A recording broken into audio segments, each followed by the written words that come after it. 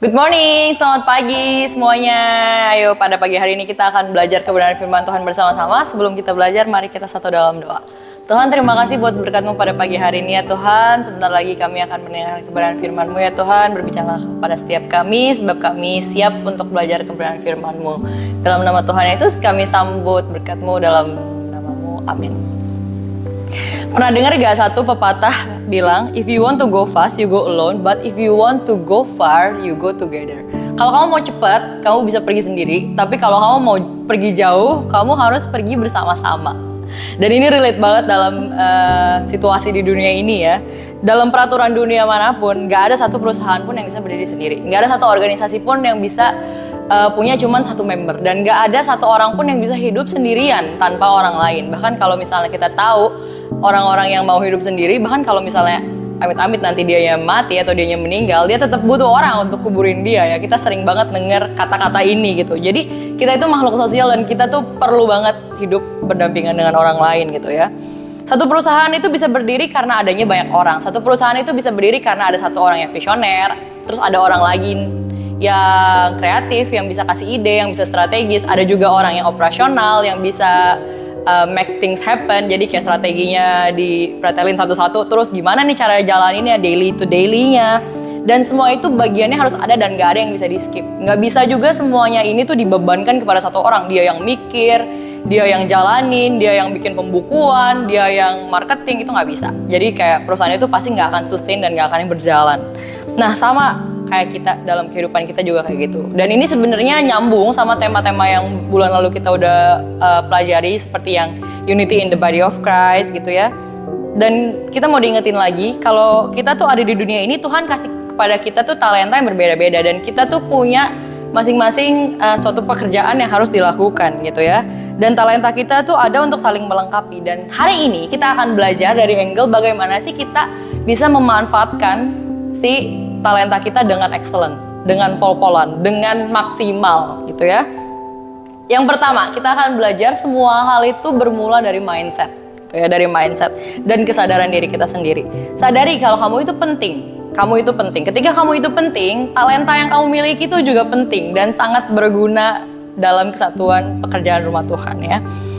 Kalau bulan lalu aku ada satu renungan tentang males, dan bulan ini atau hari ini kita akan belajar oposisinya ya, bagaimana untuk memaksimalkan talenta itu. Jadi jangan males, jangan gak dipakai. Jadi harus kita pakai, harus kita maksimalkan supaya kita menjadi hamba yang baik dan setia gitu ya, seperti perumpamaannya. Oke, kita belajar dari Efesus 4 ayat 16. Daripadanya lah seluruh tubuh yang rapi tersusun dan diikat menjadi satu oleh pelayanan semua bagiannya. Sesuai dengan kadar pekerjaan tiap-tiap anggota, menerima pertumbuhan dan membangun dirinya dalam kasih.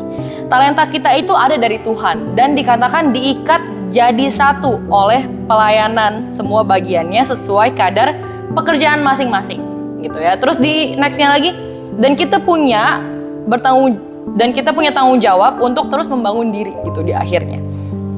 Dan setelah dengar renungin ayat ini baik-baik, ayo kita sadar kalau kita itu punya bagian dalam tubuh Kristus ya, dan kita itu punya tanggung jawab untuk bisa membangun diri, untuk bisa memaksimalkan. Jadi jangan sekali-sekali berpikir kalau kita itu nggak penting dan talenta kita itu nggak berguna. Jangan sekali-sekali kita berpikir, oh kalau gembalanya nggak suruh, kita nggak mau pelayanan. Oh kalau kakaknya nggak minta, berarti kita itu nggak dibutuhkan. Nggak kayak gitu. Ayo sebagai pelayan-pelayan Tuhan, sebagai anak-anak Tuhan, ayo sadari apa yang kamu bisa punya, apa yang kamu punya, apa yang bisa kamu lakukan, ayo beri untuk Tuhan, untuk pekerjaan rumah Tuhan. Kamu lihat apa yang kosong posisinya, fill in, masuk ke dalamnya dan menjadi bagian dalam pekerjaan Tuhan. Gitu ya. Emang gembala itu punya tugas untuk bisa melihat potensi-potensi yang ada di dalam jemaat-jemaatnya, di dalam domba-dombanya, tapi kita juga sebagai pelayan Tuhan, kita harus be ready gitu ya. Talenta apa yang kita punya, kita harus siap untuk bisa memberikannya dengan maksimal, dengan excellent gitu, untuk Tuhan. Be excellent. Excellent itu bukan nanti ya. Excellent itu bukan nanti sesuatu yang ingin kita capai nanti mau jadi excellent gitu, bukan. Tapi excellent itu sekarang. Sekarang itu maksudnya gimana ya? Sekarang memberikan yang terbaik dengan apa yang kita punya sekarang. Dengan apa yang kita punya saat ini, that is excellent. Kalau aku sekarang jadi WL, ya aku berikan yang terbaik dengan suara aku yang saat ini, dengan apa yang aku punya saat ini. Aku jadi WL yang siapin lagu, aku jadi WL yang datangnya tepat waktu, pada latihan, pada jam pelayanan. Kalau aku jadi mulmet, aku pastikan slide-nya rapi, pastikan slide-nya nggak ada typo gitu. Itu semuanya harus dipersiapkan. Kalau aku jadi usher, aku harus sambut jemaat dengan baik, dengan excellent, senyum yang terbaik, yang tulus, pastikan semua bangkunya rapi, semua bangkunya bersih, itu excellent gitu ya. Jadi excellent itu nggak sama perfeksionis ya. Kalau perfeksionis itu kita takut, kesannya tuh takut dikritik, nggak mau ada ruang kesalahan. Tapi kalau excellent itu memberikan yang terbaik dengan apa yang kita punya secara penuh gitu ya. Untuk mendapatkan hasil yang terbaik gitu dengan apa yang kita punya. Be the person you want to work with. Jadi orang yang kalau kamu lihat dia, kamu tuh pengen kerja sama dia gitu. Kita kan pasti senang banget yang lihat orang-orang yang excellent gitu. Kayak orang-orang yang hidupnya proaktif, cekatan gitu. Kalau kita mau kerja sama dia, ya kita harus jadi orang kayak gitu. Kita harus jadi orang yang aktif juga, kita harus jadi orang yang cekatan juga. Kalau kita suka sama orang yang jujur, ya kita juga harus menjadi orang yang jujur gitu ya. Be a good team player gitu. Be a good team player atau be excellent team player. Nextnya yang kedua, unity is the super power. Bersatu kita teguh, bercerai kita berantakan. Efesus 4 ayat 3-4. Dan berusahalah memelihara kesatuan roh oleh ikatan damai sejahtera. Satu tubuh, satu roh, sebagaimana kamu telah dipanggil kepada satu pengharapan yang terkandung dalam panggilanmu. Kesatuan itu nggak otomatis terjadi tiba-tiba bersatu gitu ya, enggak. Makanya Rasul Paulus dalam Efesus ini dia terus mengingatkan kita untuk tetap berusaha memelihara kesatuan gitu. Gimana sih caranya berusaha memelihara kesatuan dalam perdamaian gitu ya. Di sekolah, di gereja, di komunitas manapun, di kampus, di mana-mana. Bagaimana sih caranya? Tidak lain dan tidak bukan adalah dengan memiliki komunikasi dan koordinasi yang excellent. Menjaga komunikasi dan menjaga koordinasi. Karena miskoordinasi itu tuh selalu menjadi akar dari percekcokan yang ada. Sering banget kita dengar juga atau kita mengalami satu kondisi di mana kayak kita tuh tahu sebenarnya dua belah pihak ini tuh nggak ada yang salah. Sebenarnya kalau dilihat-lihat nggak ada yang salah ya, tapi mereka miskom aja. Yang si ini begini, yang si ini cara pandangnya begini, dan itu sering menjadi akar ya dari sebuah percekcokan yang besar. Bahkan kalau gereja mungkin bisa bubar jalan gitu. Efeknya tuh jauh bisa menjadi pemecah belah gitu ya. Kelihatannya gampang. Komunikasi dan koordinasi ini tuh kelihatannya gampang, excellent di komunikasi itu kelihatan gampang, tapi paling sering banget juga kita miss. Dan paling sering juga kita abaikan. Jadi gimana caranya bisa berkomunikasi dengan excellent? Yang pertama, komunikasi itu harus clear dan jelas sampai kedua belah pihak itu setuju, sepakat akan satu hal gitu. Jangan ada di garis abu-abu. Contoh, kalau misalnya mau ketemuan untuk latihan, jangan bilang jam 5-an gitu. Bilang aja jam 5 gitu. Latihan jam 5, semua datang tepat waktu jam 5. Jadi semua jelas, oke jam 5, nggak ada 5-an. Berapa 5-an? Gitu kan, nggak ada. Komunikasi yang kedua itu komunikasi yang baik menghindari kata negatif gitu ya. Jadi jangan pakai kata negatif, pakailah kata-kata yang positif dan membangun. Contohnya, jangan males gitu. Males itu kan kata-kata negatif, diganti tuh. Jadi cobalah kamu untuk bisa lebih rajin. Atau misalnya hari ini kamu main musiknya jelek banget gitu, jangan ngomong kayak gitu, itu pasti menjadi pemecah belah. Kamu ngomongnya, minggu depan kita latihannya lebih banyak lagi ya waktunya ya, supaya kita pelayanannya bisa jadi lebih maksimal gitu. Kan itu pasti lebih enak juga untuk didengarnya. Yang ketiga, excellent itu bukan cuma soal kata, tapi juga nada bicara, kondisi muka, coba tolong dikondisikan kalau lagi berkomunikasi. Hindari nada tinggi, hindari perkataan sinis, hindari perkataan nyinyir, nyindir, sarkas, semuanya tidak boleh dilakukan dalam komunikasi yang excellent ya. Itu udah pasti menjadi pemecah belah, fix.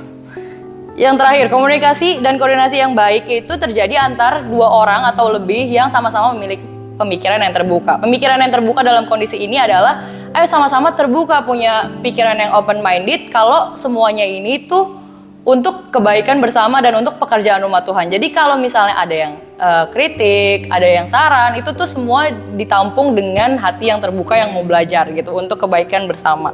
Kalau mendapat koreksi itu juga harus dipelajari. Salah dan sampah-sampah itu harus dibuang. Jadi kalau ada kesalahan semuanya ya jangan disimpan-simpan gitu. Dan yang ketiga, terakhir, poin yang ketiga ya. Kalau tadi yang pertama itu excellent dalam talenta yang kita punya, yang kedua excellent dalam komunikasi, yang ketiga excellent dalam kasih. Nobody's perfect, so just love ya. Kolose 3 ayat 14, dan di atas semuanya itu kenakanlah kasih sebagai pengikat yang mempersatukan dan menyempurnakan. Dalam pelayanan tim, apalagi timnya yang terus banyak dan pekerjaannya itu berdampingan, pasti ada ruang untuk gesekan.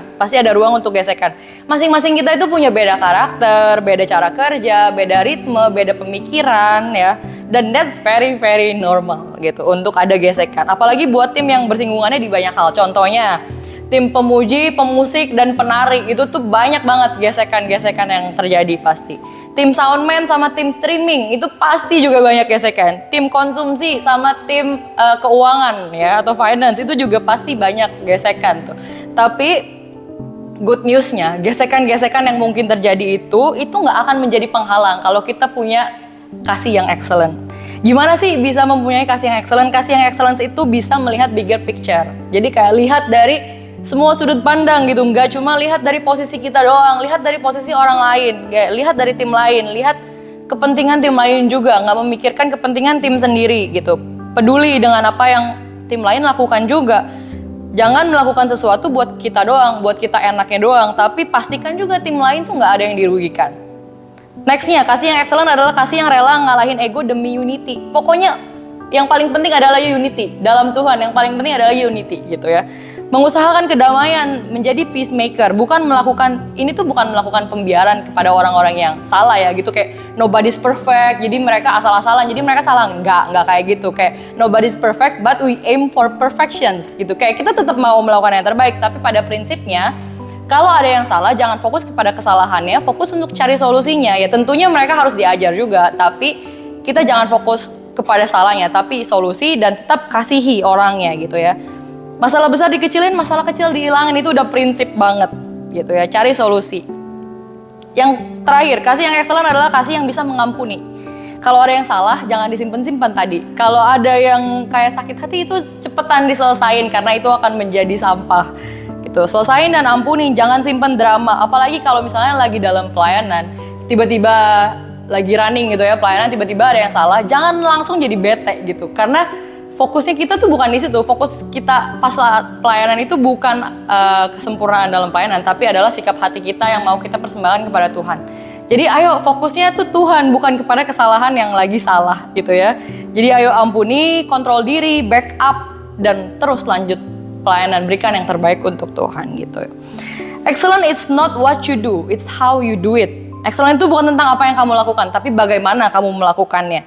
Jadi lakukan segala sesuatunya dengan kesatuan sebagai tubuh Kristus, untuk kepentingan Kristus, untuk kepentingan tujuan Kristus, dan lakukan dengan kasih seperti kamu melakukannya untuk Tuhan. Amin. Salam excellent. Mari kita satu dalam doa.